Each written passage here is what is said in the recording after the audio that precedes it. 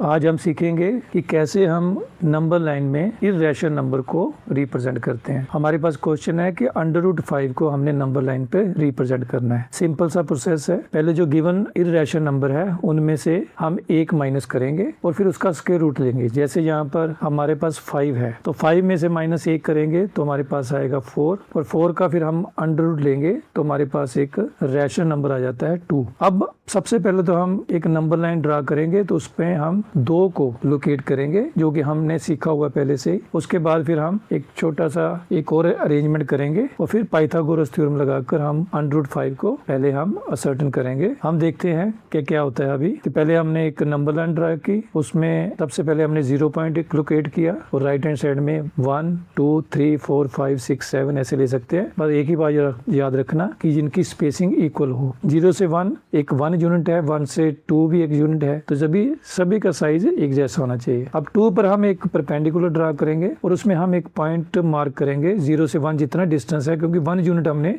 यहाँ पर लोकेट करना है। तो अब वहां पर हम मार्क करके फिर हम उस पॉइंट को O से जोड़ देंगे। अब हमारे पास ये ट्रायंगल बन जाएगा जिसको मैंने नाम दे दिया है OAB। अब OA 2 है और AB जो है 1 है। अगर हम पाइथागोरस थ्योरम लगाएं तो OB हमारे पास आ जाएगा 2 का स्क्वायर प्लस 1 का स्क्वायर √। अब 2 का स्क्वायर 4 है और 1 का स्क्वायर 1 ही होता है, तो ये हमारे पास आ जाएगा √। अब हमने OB हाइपोटेन्यूज निकाल लिया। अब हमने क्या करना है, with the help of A compass और डिवाइडर, या जैसे मैंने स्केल के साथ किया है, OB लेंथ को मेजर कर लेना। वैसे स्केल से करेंगे थोड़ा मुश्किल है, पर अगर आप डिवाइडर या अगर कंपास से करेंगे तो आपकी एग्जैक्ट पोजीशन आ जाएगी। पर अगर आपकी प्रैक्टिस बढ़ जाती है तो आप स्केल से भी कर सकते हैं। मैंने OB लेंथ को मेजर करके O से फिर मैंने जितने डिस्टेंस OB है वो पॉइंट को मैंने नंबर लाइन के ऊपर लोकेट करना है। इसमें ध्यान रखना थोड़ा बहुत एरर रह भी जाए कोई बात नहीं, क्योंकि ये हमें एक एस्टिमेट वैल्यू ही पॉइंट ही हमें यहाँ पर मिलता है। तो यहाँ पर ये जो OB लेंथ की जितना डिस्टेंस है वो अगर O लाइन पे यहाँ पर भी काटता है तो वो जो पॉइंट है हमारे पास आ जाएगा √। तो सिंपल सा प्रोसेस है। ऐसे √3 भी निकाल सकते हैं, √2 भी हम निकाल सकते हैं। अब जो कुछ मैंने यहाँ पर किया है वो मैंने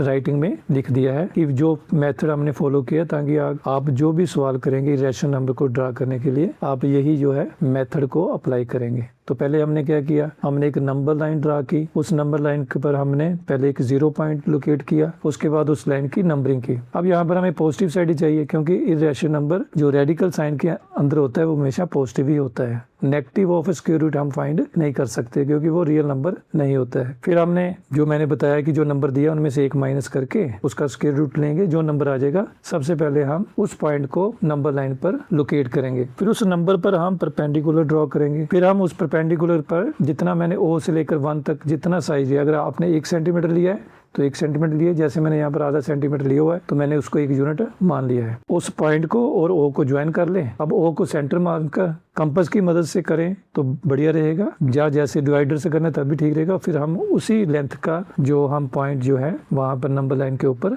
इंटरसेक्ट कर जाता है, वो पॉइंट उतनी साइज का ही, तो वो जो पॉइंट जो हमारा रिक्वायर्ड पॉइंट होगा √5। तो ये सिंपल सा प्रोसेस है, इसको 1-2 बार करेंगे तो आसानी से कर लेंगे।